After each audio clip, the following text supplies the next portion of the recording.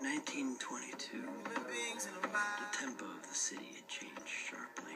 The buildings were higher. The parties were bigger. The morals were looser and the liquor was cheaper.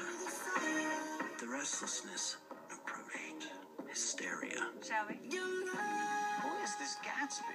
Do you know him? Whoa, you Mr. Gatsby doesn't exist. Gatsby? What Gatsby? Gatsby, one of the richest, most powerful, and influential people in New York. Despite his extreme wealth, nothing ever goes right for him. Poor Gatsby. He falls in love with Daisy, her parents hate him, and when he goes off to war, she says she's going to wait for him. But then... Spoiler alert! She doesn't. Instead, she marries the ridiculously rich Tom Buchanan, whom she may or may not have actually loved, leading her to be what we like to call a gold digger. I mean, Tom really was the most hated guy in the novel. I dare you to actually find someone that would say, hey, that Tom Buchanan, nice guy.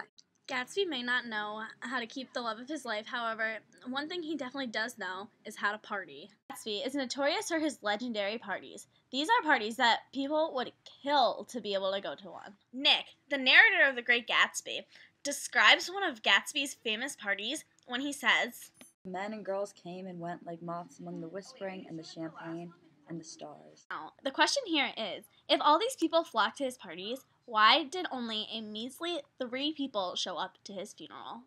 Gatsby wasn't a bad man. Most consider him to be the hero of the novel. He shared his home with all these people just so they could have a good time. So why couldn't any of them bother to show up to pay their respects to him?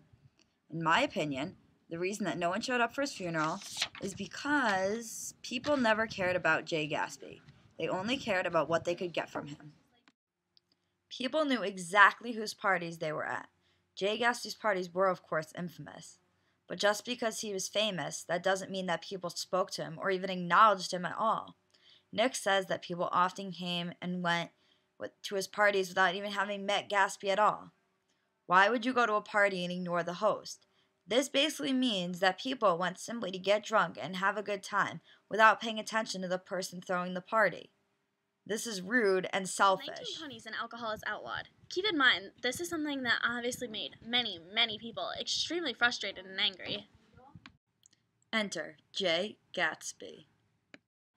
A famous bootlegger and partier, people are obviously going to turn to somebody like him in order to obtain alcohol. Another reason one would go to his parties is because of the huge notoriety they would get from being at the Jay Gatsby's infamous parties. These parties were Legend? Wait for it. Dairy. Legendary. Anybody who was anybody would attend these parties, so naturally, everybody wanted an invite. However, Gatsby couldn't benefit these people in any way after he was gone, which is why no one saw any purpose in attending his funeral. F. Scott Fitzgerald is saying is that people only hung out with Gatsby because of the benefits that he could offer them.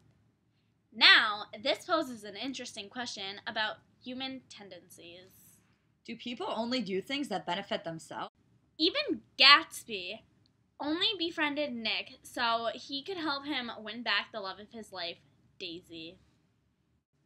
If Nick didn't have any relationship to Daisy, Gatsby probably would never even talk to him in the first place. But does this mean that our friends are only our friends because of what we can do for them?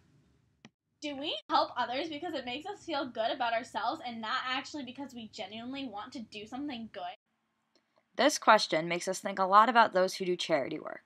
Why do people help others? Why do they help the sick and the poor and those in need if they're really just doing it for themselves? Are they doing it for themselves? Our final question is, Are all people innately selfish, or are there those who do things simply for good without benefits or personal gain?